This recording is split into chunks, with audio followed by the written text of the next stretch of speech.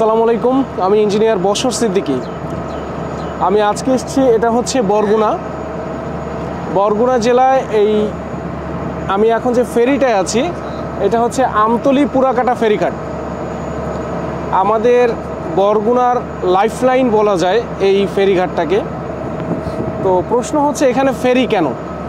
আসলে এই প্রশ্নটা আমি আমার ছোট থেকে করে আসছি, আমার যখন ছোট, যে এখানে ফেরি কেন, ব্রিজ হয় না কেন। এই প্রশ্ন নিয়ে আসলে অনেক জায়গায় আমি কোনো উত্তর পাইনি। তো এই ফেরিঘাটটা আমরা ছোট থেকে পার হচ্ছি। এটা খুব সুন্দর একটা নদী। এই নদীটার নাম হচ্ছে পায়রা নদী। পায়রা নদীর অ্যাকচুয়ালি এই আমাদের এখান থেকেই বেসিক্যালি গিয়ে সমুদ্রে মিশছে, আর এখান থেকে সোজা চলে গেছে বরিশালের দিকে। এই নদী গিয়ে কীর্তনখোলা নদীর সাথে মিশছে বরিশালের। এবং এই ঘাটটা অতি পুরাতন একটা ঘাট। এই আমতলী বরগুনা ঘাট, ওই পাশে হচ্ছে আমতলী আর এই পাশে হচ্ছে পুরাকাটা বলি আর কি, বরগুনা ঘাট বলি। তো এই নদীটা আসলে অনেক বড় একটা নদী এবং খুব সুন্দর একটা নদী। আমি আপনাদেরকে প্রথম ভিডিওতে বলেছিলাম বরগুনা জেলাটা দুইটা নদীর সাথে জড়িত। একটা হচ্ছে দুইটা নদীর অববাহিকায় প্রবাহিত হয়েছে। একটা হচ্ছে আমার পায়রা নদী আর একটা হচ্ছে বিষখালী নদী। তো বিষখালী নদীতে একবার যাব। এটা হচ্ছে পাথরঘাটা যে উপজেলা, পাথরঘাটা উপজেলার পাশ দিয়ে গিয়েছে। আর এটা হচ্ছে পায়রা নদী। সো পুরো বরগুনা জেলাটা এরকম হইলে এ পাশে বাম পাশে হচ্ছে পায়রা নদী, ডান পাশে হচ্ছে বিষখালী নদী। আর এই দুইটা নদী আমরা ফেরি দিয়ে পারাপার হই। আমাদের কোনো ব্রিজ নাই, আমাদেরকে নিয়মিত এখানে ওই টাইম ধরে আসতে হয়। এবং ফেরিও খুব অপ্রতুল, খুব অল্প সংখ্যক ফেরি দিয়ে, অর্থাৎ দুইটা ফেরি দিয়ে চলে দুইটা নদী।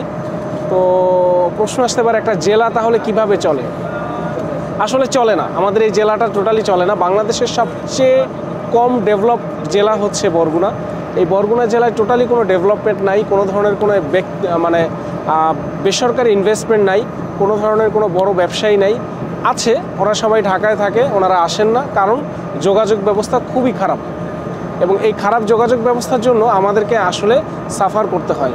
তো এটা নিয়ে আমি আপনাদেরকে একটা বিশদ আলোচনা করব একদিন, যে কেন বরগুনা এই ব্রিজটা হচ্ছে না। এটা আমি বেশ কিছু প্রতিষ্ঠানের সাথে আলাপ করেছি, বেশ কিছু জায়গায় কথা বলেছি, এবং সেখানে আমি খুব চমকপ্রদ এবং মজার সব তথ্য পেয়েছি, যেটা শুনলে আপনারা একসাথে হাসবেন এবং খুব অবাক হবেন যে এটাও কি কথা। এর জন্য একটা ব্রিজ হয় না একটা জেলায়? একটাই ব্রিজ লাগে আমাদের এই জেলাটার সাথে পুরো বাংলাদেশকে কানেক্ট করতে, সেই ব্রিজটাই আমাদের হচ্ছে না। আমাদের একটা রোড কানেকশন আছে, বাট সেটা খুবই খারাপ, মানে এতটাই খারাপ যে একটা বাস সেটা ভালো মতন আপনার 40 থেকে 50 কিলো স্পিডেও চলতে পারে না, এত এত এত বেশি মোড়। এবং ওটা আসলে কোনো মানে এটা কি বলে, ন্যাশনাল হাইওয়ে না। ন্যাশনাল হাইওয়ে যেটা, সেটা হচ্ছে আমতলীর সাথে কুয়াকাটার সাথে পটুয়াখালী দিয়ে মিলছে। তো সেইটা দিয়ে আমাদেরকে আসা যাওয়া করতে হয়, কিন্তু সেটা দিয়ে আমরা খুব একটা ইফিশিয়েন্টের সাথে চলাফেরা করতে পারি না। আমাদেরকে এই ফেরিটাই ব্যবহার করতে হয়। তাও সমস্যা হচ্ছে রাত্র 8টার পরে এই ফেরি আর চলে না, রাত্র 8টার আগে আমাদেরকে ওই পাশ দিয়ে ঢুকতে হয়। সো এই যে একটা বড় যে সমস্যা, এই সমস্যাটা কেন ক্রিয়েট হইলো?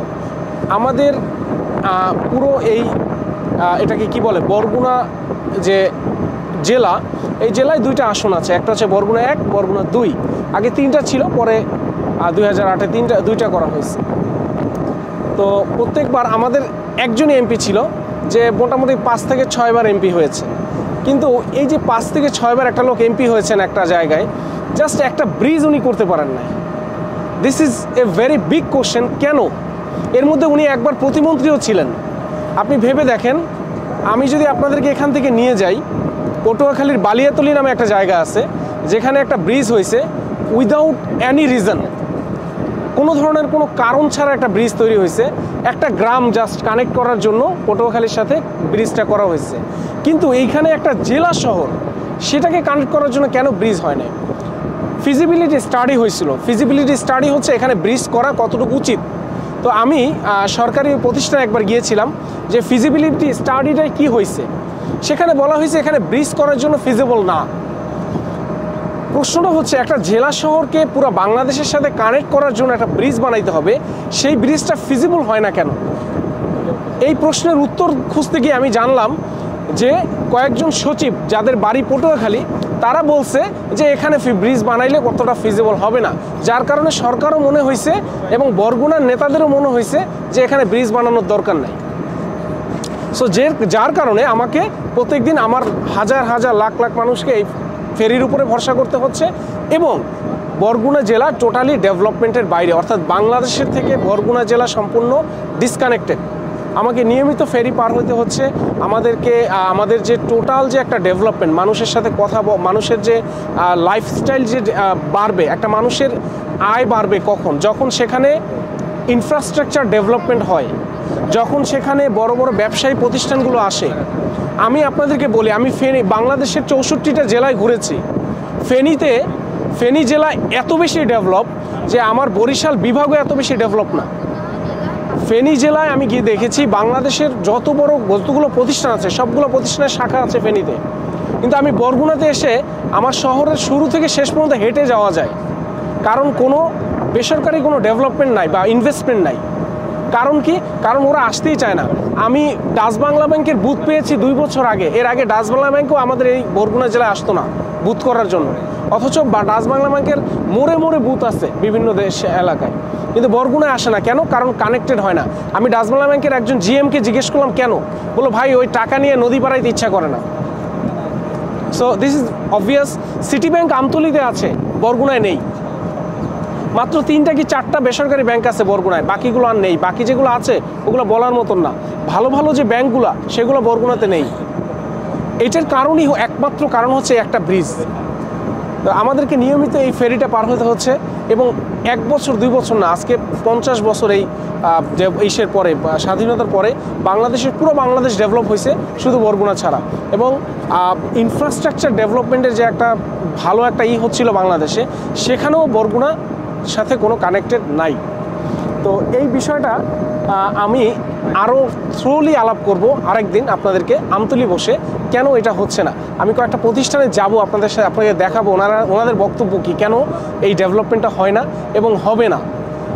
বাট বরগুনার মানুষ কি কখনো চাইছে যে তাদের একটা ব্রিজ লাগবে? আমি তো কখনো শুনি নাই। আমি কোনো বরগুনার মানুষের বলতেও শুনি না ঢাকায় যে আমাদের একটা ব্রিজ লাগবে। ইভেন অনেক বরগুনার লোক আছে যারা পরিচয় দেয় না তার বাড়ি বরগুনা। আমি অনেক ভালো ভালো লোককে পাইছি যা ঢাকায় বসে পরিচয় দিতে চায় না যে আমার বাড়ি বরগুনা। কেন? কারণ বলার মতন কিছু নাই, তার লজ্জা পায়। বাড়ি যে বরগুনা এটা বলতেও লজ্জা পায়। আমার বাড়ি বরগুনা, আমার বলতে লজ্জা কোথায় এই কথাটা? এটাই একটা বড় ট্রিক্স। এই যে জিনিসটা হীনমন্যতা তৈরি হয়েছে নন ডেভেলপমেন্টের কারণে, এবং এই নন ডেভেলপমেন্টের মূল কারণ হচ্ছে এই ব্রিজটা। পটুয়াখালী ওরা ব্রিজ নিয়ে নিচ্ছে ওদের জন্য, পিরোজপুরে ওরা ব্রিজ পাইছে, পটুয়াখালীতে আরও অনেকগুলো ব্রিজ হয়েছে, বরিশালে ব্রিজ হয়েছে, সব জেলায় ব্রিজ হয়েছে, শুধুমাত্র বরগুনা ছাড়া।